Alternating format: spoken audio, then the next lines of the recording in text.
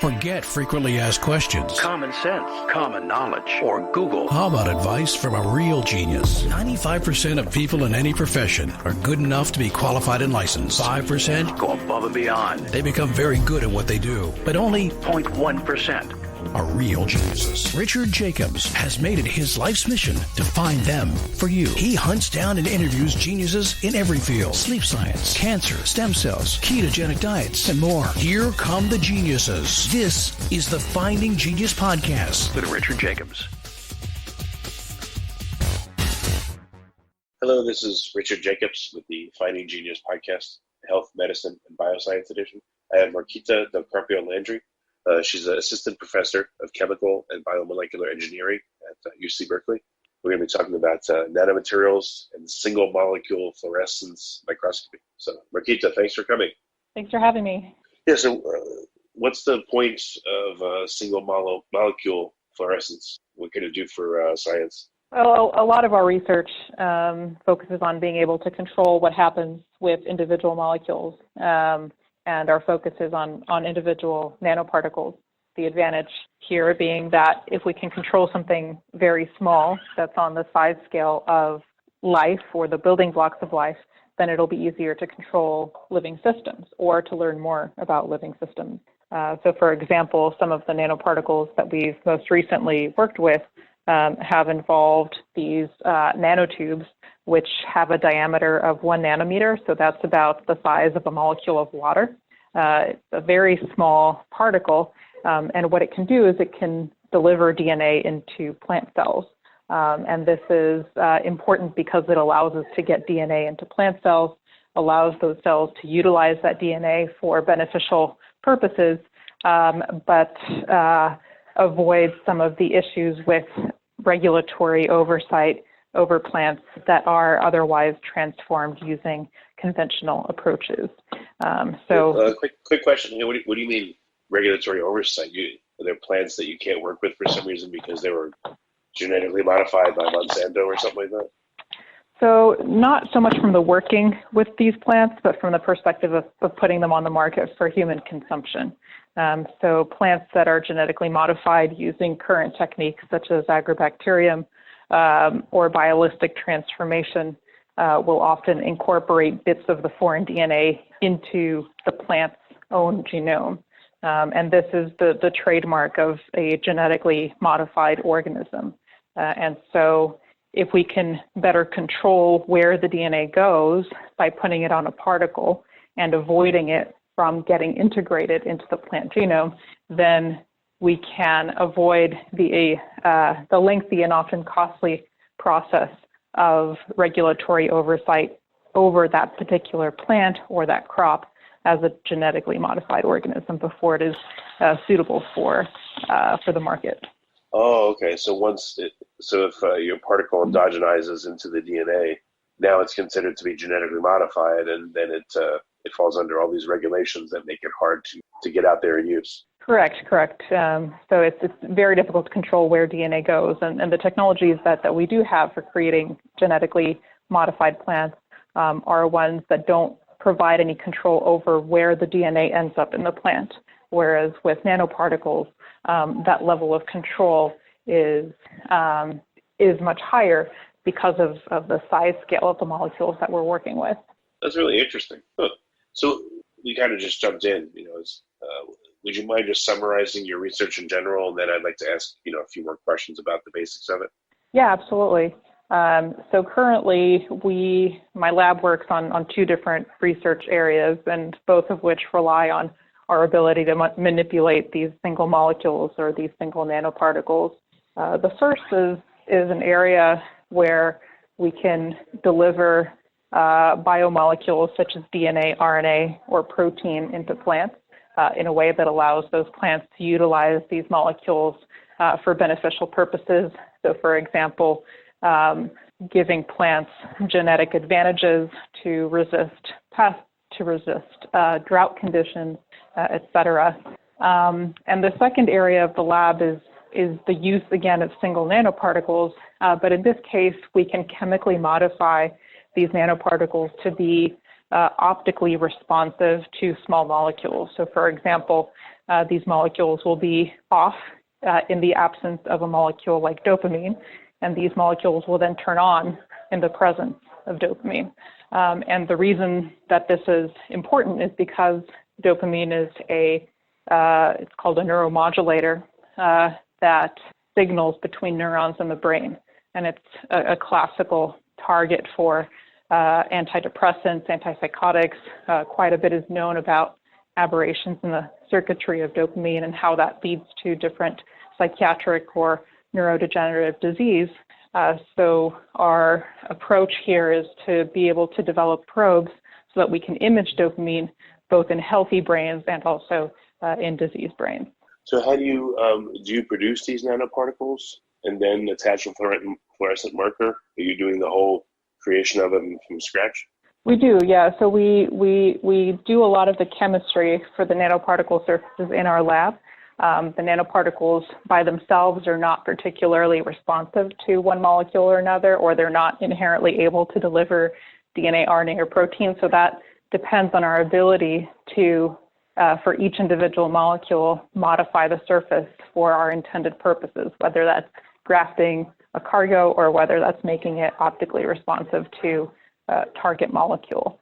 The advantage is that the nanoparticles themselves are intrinsically fluorescent. So all we have to do is modulate or control what molecules cause a change in fluorescence. And that's the bigger challenge, is getting these particles to respond to dopamine, which is our target, but not respond to something like glutamate, which is also found in the brain, but is a different molecule altogether. What is fluorescence, and why do nanoparticles naturally seem to have it? Yeah, that's a good question. The fluorescence is the phenomena by which a material can emit light. So if a material can emit light, then this light can be used as a signal to tell researchers about the presence or absence of molecules. And the reason that nanoparticles can often have these fluorescent properties is based on quantum confinement. So this is a principle whereby bulk quantities of a material, so the lead in your pencil is a bulk quantity of carbon, is not emitting light. But as soon as you reduce the size of that material to the nanoscale, the electrons in that material are now being confined to a very small space. And that causes quantum effects that cause the molecule or that nanoparticle to become responsive to its environment in a way that it hadn't before when it was a larger piece of material. And so these nanoparticles often have not just unique fluorescent properties, but really high, for example, tensile strengths. They're very stiff per unit of mass. They can have other unique properties in terms of their conductivity. So carbon is not usually conductive, but at the nanoscale, it can be. And all of this is because of these size effects that confine the component kind of physical molecules to a very small size. But a nanoparticle, I mean, it's not in bulk with its like kind of molecules, but it's in bulk with all kinds of other molecules, especially inside of a plant or a living creature. But it still fluoresces even under that circumstance? Yeah, it does, so long as it is synthesized in a way in the chemistry bench so that it can remain as a single particle, it will still fluoresce. And the challenge of getting it into a biological environment is less one of having it still be fluorescent and more one of its performing its intended purpose despite it being in a more complex environment. So for imaging dopamine, the selectivity issue, being able to only image dopamine and not have any cross-reactivity with other molecules in these much more complicated environments, or for gene delivery or DNA delivery, making sure that the DNA is still accessible to the plant, but also not integrate into the plant. It's a careful balance of the two. So is one part of the nanoparticle fluorescing, like one active site of its molecular structure? Because when it bonds to another substance, even temporarily, wouldn't that stop its fluorescence? Yeah, that's a good question. That's part of the challenge, is that we know that dopamine binding to the nanotube is what causes it to turn on in its fluorescence. And there are a lot of molecules that look a lot like dopamine but are not dopamine. And so what we need to do is exclude those molecules from binding. And the way we do that is by functionalizing the surface of the nanotube with these polymers. And it's actually these polymers that are able to say, okay, well, this is dopamine, I'll let you bind, but you're not dopamine, so you're not going to bind. And so these polymers are kind of like these bodyguards, these molecular bodyguards around the nanoparticle surface, and allow the particle to exist in a single particle state, but also allow the particle to respond only to something that binds selectively. Is fluorescence very well understood? Controlling the particular wavelength of light that is fluoresced, or the energy of that light, or other characteristics of it?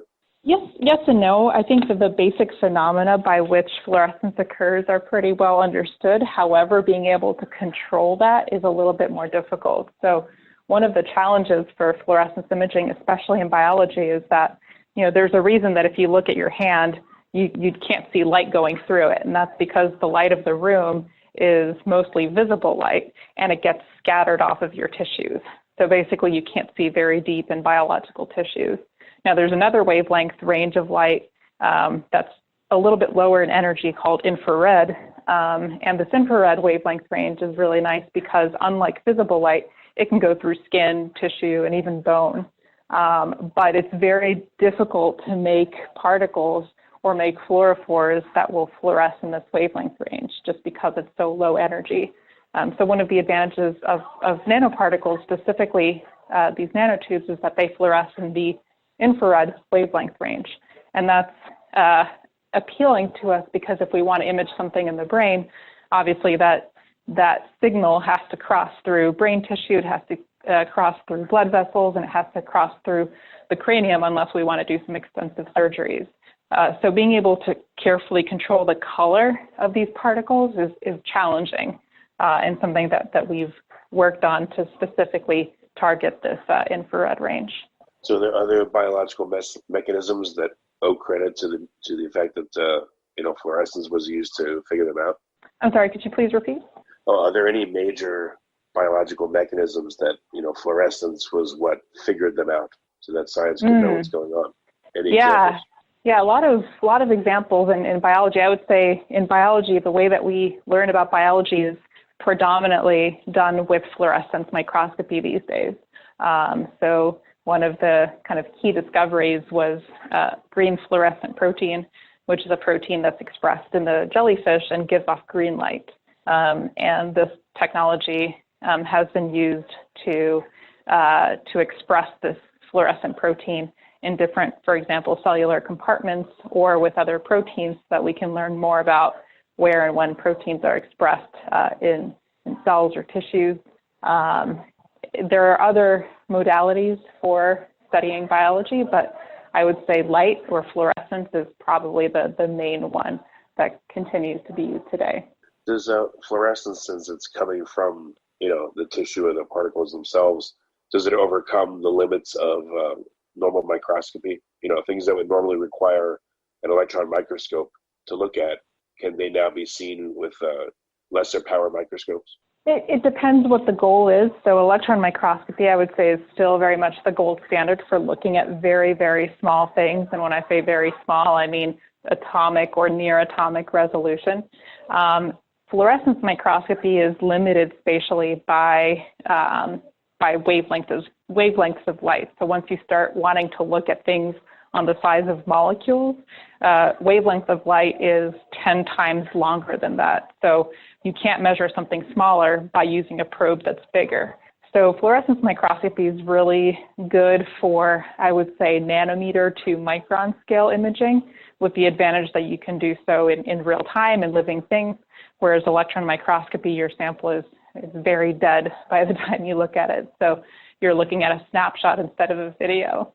But by using these different techniques, you kind of start putting together pieces of the puzzle for how brain tissue and activity looks like, or plant tissue for that matter too. Right, but at the nanoscale, there's still plenty of biological processes that we can figure out with fluorescence, right? Oh, absolutely. Yeah, fluorescence is really great for dynamic tracking, and with some computational tricks can get down to the nanoscale. Absolutely. So what kind of interesting phenomenon have you observed now that you can see what's going on in certain situations? I think one of the more exciting results that we've had with our dopamine imaging studies is in being able to look at the dynamics of dopamine signaling. So dopamine signaling between two neurons or multiple neurons in the brain happens on the order of a few seconds. So dopamine is released and then it's reuptaken, and it's really kind of the messaging system of the brain.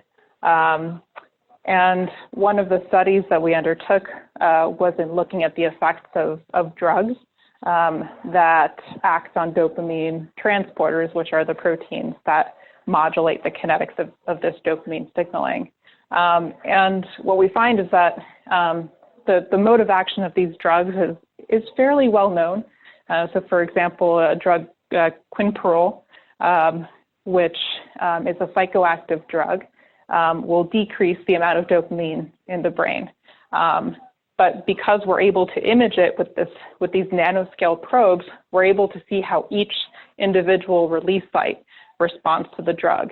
And instead of all of these different release sites behaving in the predicted fashion, which is to decrease the release of dopamine, we see that most of them do, but there's a significant fraction that actually have the opposite effect. So the opposite effect to the drug.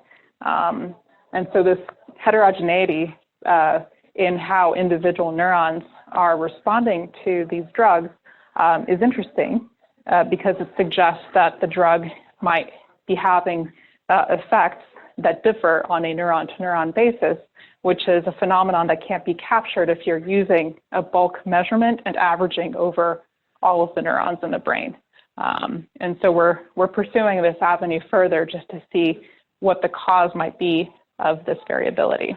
What about transit of materials through the blood-brain barrier? Is that already well understood, or have you seen new things because of the fluorescence? The blood-brain barrier is, it's a difficult barrier to cross, and one that's really important for especially drug delivery.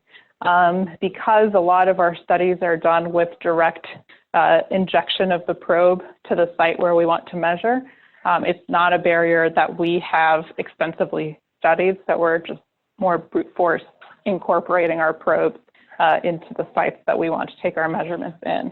But it is possible, and there are certainly other researchers that are looking into developing nanoscale probes for delivery through the blood-brain barrier. So what does it tell you, going back to the neurons? You said that things aren't the same across all neurons. What do you think constitutes the difference, and why? One of the hypotheses that we have is that the drug itself might be more promiscuous than originally thought. So it might have the intended effect on 90% of neurons, but the opposite effect on 10%. Perhaps a more likely explanation is that the brain tissue itself is not homogeneous, so that some neurons or some release sites have more of the proteins that are sensitive to the drug than others. And this might cause some discrepancies in how those release sites respond to those drugs. So those are kind of the two main possibilities right now that we're investigating to see which of the two, or perhaps a combination of the two, are responsible for the variability in how parts of the brain respond to drugs. Okay. And then in plants, can you talk about any of the projects there? Any particular ones that are interesting? Yeah. With our plant work here, the broad goal is to be able to engineer crops that are resistant to pests, to resistant to rapid changes in global climate, and a lot of this can be accomplished through genetic engineering of plants. So one of the ways that we're moving forward with our technology is with a technique known as CRISPR. So this is a genome editing technology that can perform very sensitive and very targeted edits to the plant genome to confer some of these desirable traits. So by combining CRISPR with nanomaterials, we can get the advantage of the precision of the CRISPR technology to change only the part of the genome that we want, and also the control over where that CRISPR DNA goes to make sure it doesn't go into the plant genome and avoid some of the regulatory oversight that would normally accompany these types of studies. Okay. What would you say is the next couple of years? Any big breakthroughs that you think you're close to achieving with this? I think with the plant genome editing, if we could show CRISPR editing without integration of the foreign DNA, would provide a method for both industry and academic researchers to manipulate plants with perhaps higher throughput than can currently be achieved. The second potential breakthrough or benefit would be just in the ability to transform plants that current technologies don't work for. So there are species of plants that are rare or that for some reason are not tractable currently for genetic manipulation. And by using nanotechnology, we might be able to overcome a lot of those barriers in those plant species and be able to either learn more about them genetically or be able to engineer them to be more robust. So in the presence of CRISPR-Cas9, I mean, I guess from what I understand, it'll cut a section of DNA, and then but in the presence of it, localized fragments of DNA can be inserted into the plant's genome unintentionally. Is that what's happening? Yeah. So regardless of the DNA that's being delivered, be it CRISPR or not, with the two technologies that currently are the workhorses for plant genetic modification, there's no way to control where the DNA goes after it goes into the plant. So you're just kind of shooting DNA into the plant and it'll go somewhere. And oftentimes that is bits of the DNA getting incorporated into the plant genome. So with nanotechnology, the advantage there is that you're not breaking open cell walls or using a pathogen like agrobacterium that would insert DNA randomly in the genome. You're using particles that kind of slip through slowly all of the plant barriers and allow the DNA to linger to have its beneficial effects, but not integrate into the genome, which often has some scientific disadvantages, but also some regulatory disadvantages. Well, in these other systems, what's doing the integrating of the DNA? Are they just more aggressive methods, and how does it work? Yeah, pretty much. So with agrobacterium, this is the pathogen method. Agrobacterium has co-evolved with plants to infect plants. And so it has evolved to be as aggressive as possible, if you want to think of it that way. So when it inserts DNA into the plant, the most beneficial way to continue producing its transgenic DNA is by putting it into the plant genome and kind of hijacking the plant genome to now produce its own protein products. And so that's the mechanism for agrobacterium. And then for biolistic delivery, here you take these gold particles and you coat them with your DNA of interest, and then you take something called a gene gun, and by using high pressure, you shoot the particles into the plant. So this is a bit more of a brute force method that breaks open the plant cell wall, the plant cell membrane, and because the cell is under some stress from this process, it will undergo endogenous repair. So it'll start repairing its membranes, it'll start repairing its DNA, and as part of the repair process, bits of foreign DNA end up getting accidentally, if you want to think of it that way, incorporated into the plant genome, often multiple copies per genome. So that's the mechanism of foreign DNA integration in this latter technology. So have you been able to yet make like the CRISPR-Cas9 process fluoresce, these current genetic tools, or you're not there yet? So this is something that we're currently working on. Our early work has shown that we can get proteins to express in plants, specifically this green fluorescent protein that I talked about before. And we've also shown that even though the green fluorescent protein, we can observe it and it expresses well, that there's no trace of the transgenic DNA in the genome. So that was kind of the proof of principle study that we needed to do to show efficacy of the platform, but also to show that there was no transgene integration. So the next step now is to combine this technology with CRISPR. Okay, very good. Well, what's the best way for people to get in touch and to find out more about your work on both sides?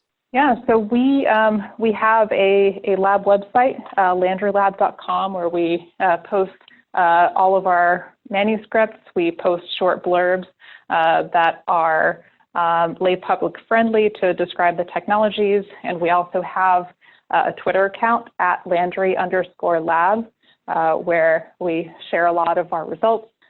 We hold group meetings, so anyone who's local is welcome to join our group meetings and see some of our recent results in person. Well, that's great. Markita, it's been interesting, and I appreciate you coming on the podcast. Yeah, thank you very much for having me. You've been listening to the Finding Genius podcast with Richard Jacobs. If you like what you hear, be sure to review and subscribe to the Finding Genius podcast on iTunes or wherever you listen to podcasts. And be smarter than everybody else? Become a premium member at findinggeniuspodcast.com.